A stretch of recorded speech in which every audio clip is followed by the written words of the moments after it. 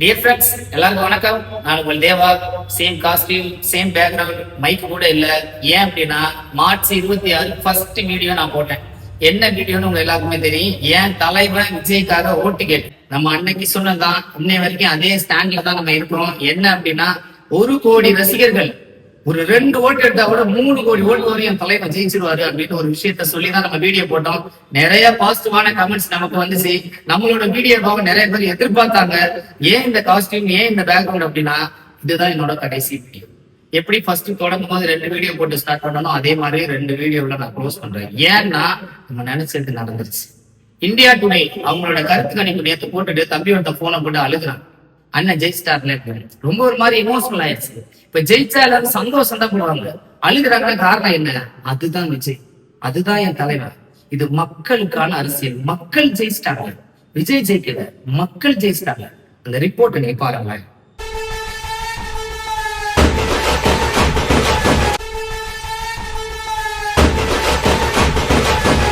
98 இடத்துல இருந்து 120 இடம் நம்ம கூடி போகணும். இந்தியா டுடே அவங்க எடுத்த கருத்து கணிப்புல இருக்குன்னா கொஞ்சம் யோசிச்சு பாருங்க. அவங்களோட கெஸ்ஸிங் மிஸ்ஸே ஆகாது. சோ நம்மளோட நோக்கம் என்ன, அது நமக்கு நிறைவேறிட்டு. இது எல்லாத்துக்கும் காரணம் என்ன தெரியுமா? நம்ம தான். லா ஆஃப் அட்ராக்ஷன், ஈர்ப்பு விதின்னு ஒண்ணு சொன்னேன். நல்லதே நினைங்க, நல்லதே நடக்கும். நம்ம நினைக்கிறதா நடக்கும். நீங்க எதுக்கு நெகட்டிவா நினைக்கிறீங்க? யாரோ என்னென்ன நெகட்டிவ் வீடியோ போட்டா அதை எதுக்கு நினைக்கிறீங்க? பாசிட்டிவான வீடியோ அதை நம்புங்கள், அதை நினைங்கல. நம்ம ஜெயிச்சிரும் அப்படின்னு நமக்கு நம்பிக்கை வர மாட்டேங்குது.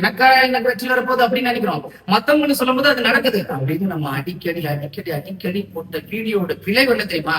நீங்க எல்லாரும் நம்பிட்டீங்க போல, மக்கள் எல்லாரும் நம்பிட்டாங்க போல, நடக்கும்னு நம்பிட்டாங்க போல. இந்த நடந்துருச்சு.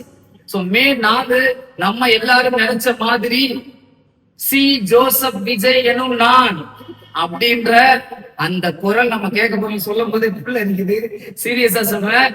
அதை நம்ம கேட்கதான் போறோம். இப்பவும் சொல்றேன், இந்த கருத்து கணிப்பை 200% நம்புங்க. அதுதான் நடக்க போகுது, நடந்துருச்சு. திருப்பி எந்த விதமான நெகட்டிவ் தாட்ஸும் உங்களுக்கு வேண்டவே வேண்டாம்.